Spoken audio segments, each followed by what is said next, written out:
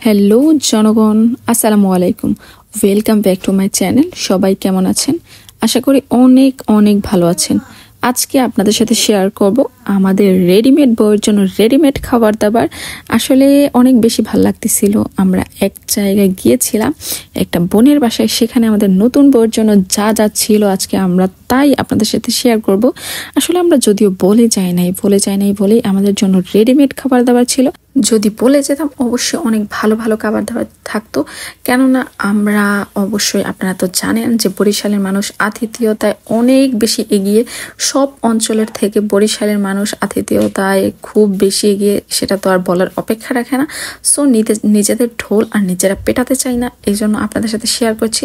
আমি গিয়ে দেখি তারা খুব সুন্দর করে, যেহেতু বেবির মা, সো বেবির মায়ের জন্য একটা পুষ্টিকর স্যুপ বানিয়ে রেখেছিল, যেটা আমার পছন্দ না হলেও আমি অনেক বেশি ভালো করে খেয়েছিলাম, কারণ অনেক বেশি মজা ছিল। আরও তার সাথে কত খাবার দাবার ছিল, সেগুলো তো আপনারা দেখলেনই। আমি সেগুলো খাবার দাবার শেষ করে বের হয়ে গিয়েছিলাম। দেন বাসায় এসে দেখি একটু বাইরে যাওয়ার অনেক বেশি এমার্জেন্সি হয়ে পড়ে, যার জন্য আমরা সেখানে কাজ বাজ সেরে বাইরে গিয়ে ঘোরা টোরা শেষ করে আমরা একটু খাওয়া দাওয়ার জন্য গিয়েছিলাম।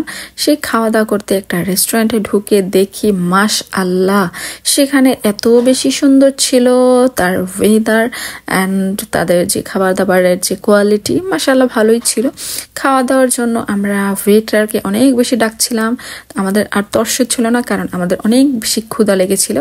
এখানে ক্ষুধা লাগার জন্য এই ভিখারি অনেকক্ষণ অপেক্ষা করার পরও খাবার দাবার আসছিল না। আমরা এখানে ওয়েট করতে করতে, আমিও কিন্তু কম না, যাই হোক আমি অনেক ডাকাডাকি করেছি, কিন্তু তারা আসেনি, কারণ তাদের খাবার বানাতে অনেক বেশি দেরি হয়ে গিয়েছিল।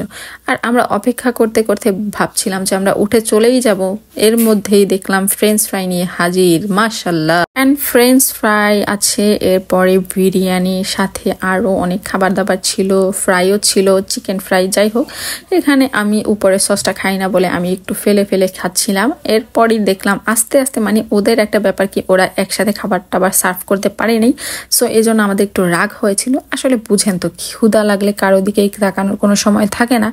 এরপর আমাদের বাবার ঘুমটা ভেঙে গিয়েছিল, এই জন্য তাকে নিয়ে আমরা একটু দুষ্টুমি করছিলাম।